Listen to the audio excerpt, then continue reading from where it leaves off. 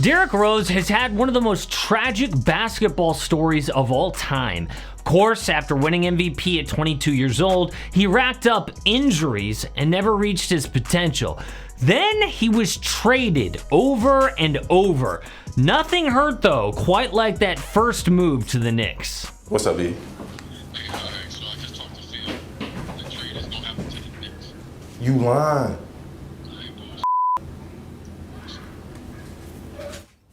It's everything plays out in this business. That clip makes me understand why so many people root for D Rose. Even with like $150 million in career earnings and generational skill, he's still a relatable, normal guy.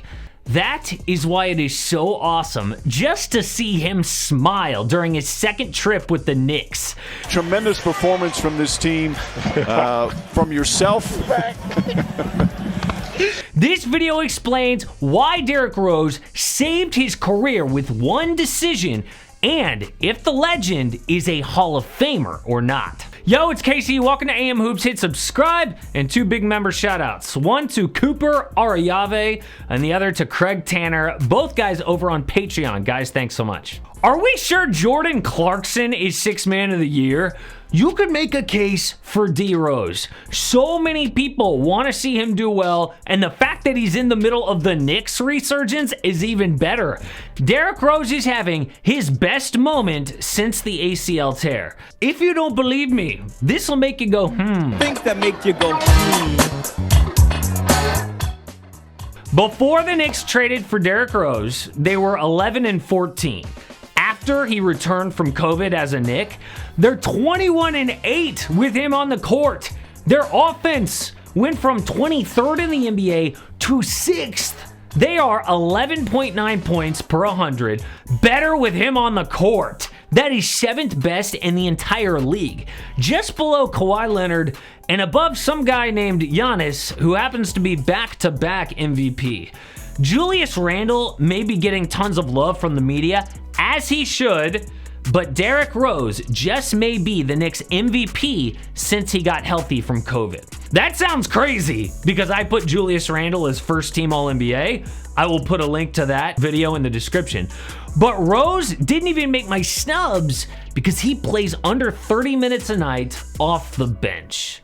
Still though, he was wasting away on a horrible Detroit Pistons team. The one thing that saved Rose's career was getting traded to the Knicks again, where he's becoming a hero. None of it would have been possible without my coach of the year, Tom Thibodeau.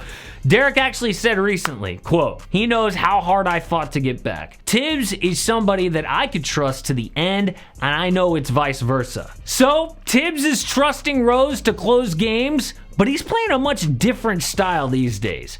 Just compare these highlights from Rose's MVP season to just the other night when he showed up Ja Morant in Memphis.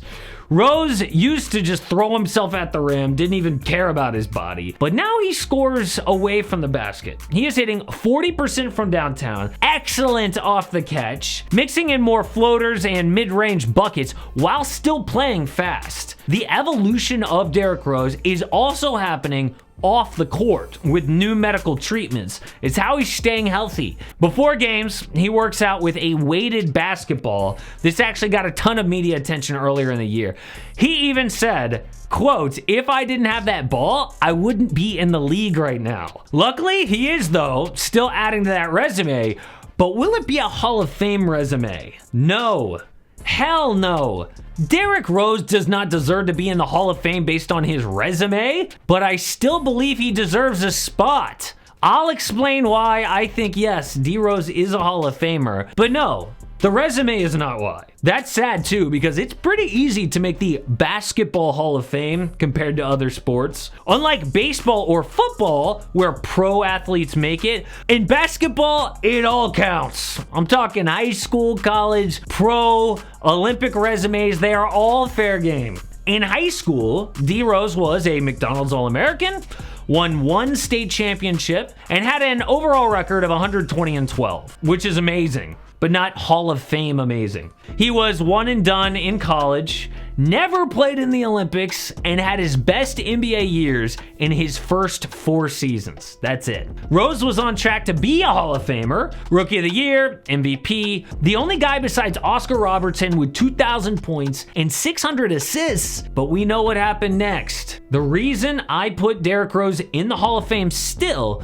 is his impact. 2 guys already in the Hall of Fame have paved the way for this, by the way.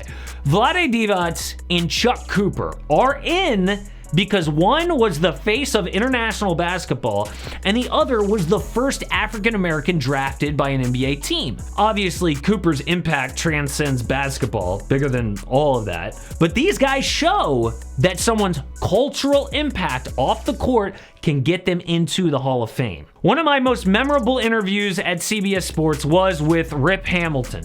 He played with Michael Jordan and Derrick Rose, and he told me that the buzz around D Rose when they would get to the hotel with the bus and all the fans would be as big, if not bigger than MJ. And I would show you that interview, but my backup hard drive got erased.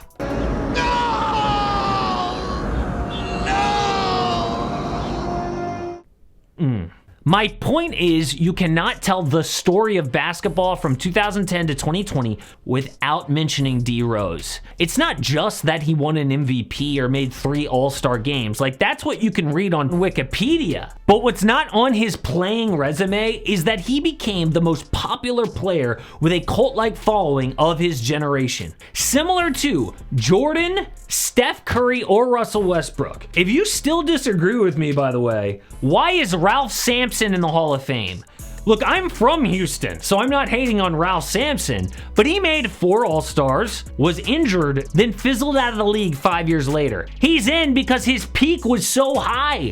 It's the same with Derrick Rose, plus an MJ-like cultural impact. D Rose still has time to add to his resume in New York, and he's playing like a beast, but I think if he retired today, Rose should be immortalized in the Basketball Hall of Fame. So I talked about my All-NBA selections, and it did get a lot of buzz that I picked Julius Randle, his teammate. I swear, I'm not like some Knicks fan. At the beginning of the year, I predicted that they would crash and burn. I was dead wrong, and you can see why I put Julius Randle first team All-NBA here.